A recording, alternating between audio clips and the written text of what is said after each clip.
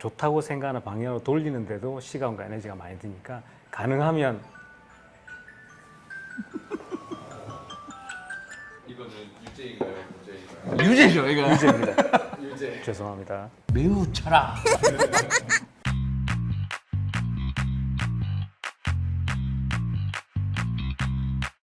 안녕하세요. 안녕하십니까.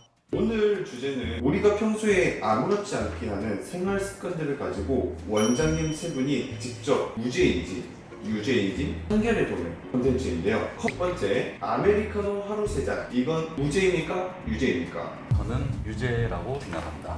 나는 지금 하루에 3잔 먹어도 생활에 큰 지장 없고 당장 건강상 문제가 없다라고 하는 사람도 몸을 안 좋은 쪽으로 길들인다고 생각을 해서 유죄라고 생각합니다. 저는 조건부 무죄라고 생각합니다. 카페인으로 따지면 하루 400mg이 권장량이라고 하는데요. 보통 아메리카노 한 두세 잔이 됩니다. 근데 이게 수치상으로 그렇다는 거죠. 카페인의 이 분해 능력은 사람마다 다 다르다고 알려져 있거든요. 커피를 먹었을 때 머리가 아프다, 잠이 안 온다, 심장이 두근거린다, 속이 안 좋다, 이런 증상이 있다면 금물이거나 좋지 않다라고 생각하는데, 이런 증상을 잘 보면서 남에게는 무죄가 될 수도 있고 나에게는 유죄가 될 수도 있다. 조건부가 붙기는 합니다. 어떻게 판결하면 괜찮을까요?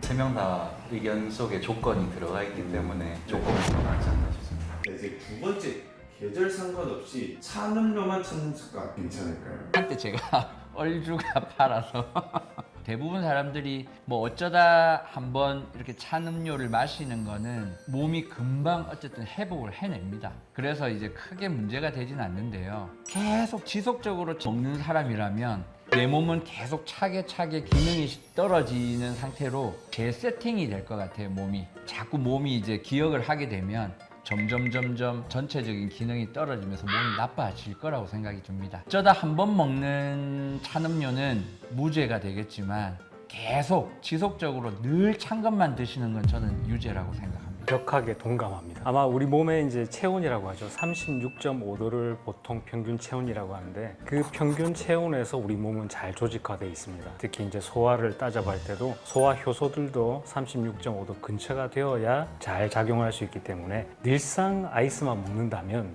좀 문제가 되지 않을까. 그래서 유죄에 가깝다라고 생각은 합니다. 저도 두 분 의견에 동의하고요. 유죄라고 생각합니다. 자, 이제 세 번째 주제 드리도록 하겠습니다. 폭식하고 다음 끼니 굶는 거 만회가 될까? 일단 이 칼로리 수치상의 계산으로는 가능은 합니다. 총량을 하루 먹는 양으로 비슷하게 가져간다, 이런 계산법은 충분히 가능성은 있는데요. 결국 우리 몸은 이 적절한 항상성이라는 걸 유지해야 되는 부분이 있는데, 먹었다가 안 먹었다가 먹었다가 안 먹었다가 이런 이제 상태가 되면 결국은 몸의 항상성이 무너지고 대사질환이 오고 결국은 몸에 해를 입게 될 것 같습니다. 저도 한때는 해본 적이 있는데 굉장히 위험한 게 폭식, 죄책감, 단식, 배고파 무한 반복이더라고요. 그래서 이게 습관이 되면 아주 해로울 것 같아요. 생리적으로 봤을 때도 맞는 것 같아요. 우리 몸은 똑똑하다라고 하면서도 참 미련합니다. 간헐적 단식이라고 하죠. 이 경우와는 완전히 다릅니다. 간헐적 단식은 리듬을 잘 유지하는 와중에 공복 시간을 조금 더 늘린다라고 접근하는 거기 때문에 폭식 후에 굶고 다시 또 폭식 사이클을 돌려보내는 것은 너무 좋지 않다, 유죄라고 생각합니다. 두 분 의견에 동의하고요. 근데도 많이 먹을 수 있는 사람은 다음날 또 많이 먹을 수 있으니까, 그래서 저는 조건부를 달고 싶고요.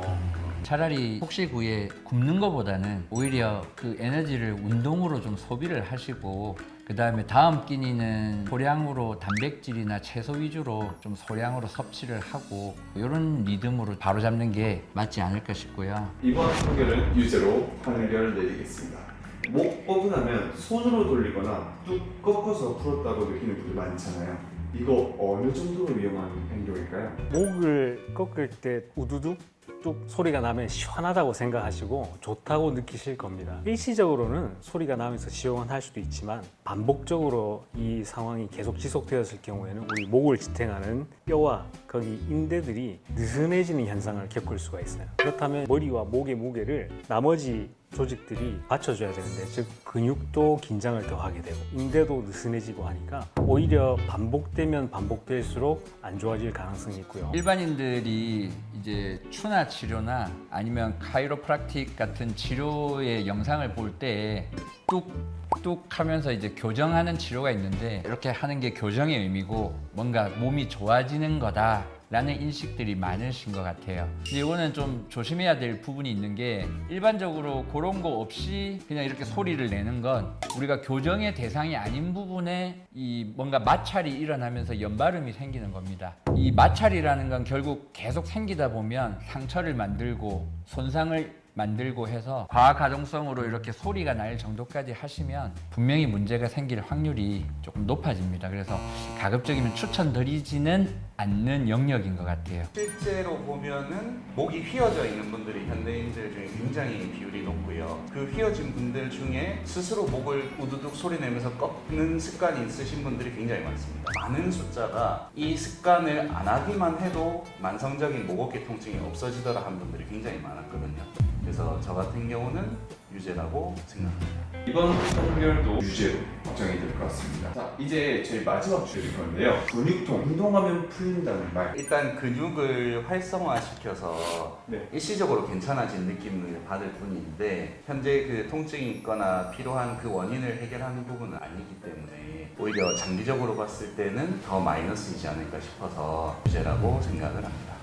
동의합니다. 특히 고강도 또는 인터벌 운동을 하게 되면 호르몬들이 많이 나오죠. 그래서 일시적으로 통증도 줄여주고 피곤함도 없는 것 같이 느껴지기 때문에 느끼면 참 좋은데, 결국엔 이것들이 악순환의 사이클로 돌아갈 수밖에 없어요. 가능하면 샤워를 하거나 마사지를 하는 등의 적극적인 쉼을 통해서 회복하시는 게 좋다고 생각합니다. 조건부가 좋을 그렇죠. 것 같습니다. 결국 정도의 차이인 것 같습니다. 예. 조건부 유죄로 가도록 하겠습니다. 오늘 판결을 쭉 들어보니까 생활 습관은 무조건 좋다 나쁘다가 아니라 내 몸에 어떤 반응이 생기고 있는지, 그리고 그걸 반복하고 있는지가 핵심인 것 같습니다. 그러니까 뭔가 통증이나 불편감으로 몸이 자신한테 어필을 하면 그거는 뭔가 제한을 하고 하면 안 되는 것들이고, 했더니 가벼워지고 좋아지는 것 같아요 하면 뭔가 도움이 되고 해도 되는 행위 정도 수준인 겁니다. 그래서 여러분들도 뭔가가 헷갈리시면 몸이 하는 이야기를 한번 잘 들어보십시오. 그러면 아마 답이 보이실 겁니다.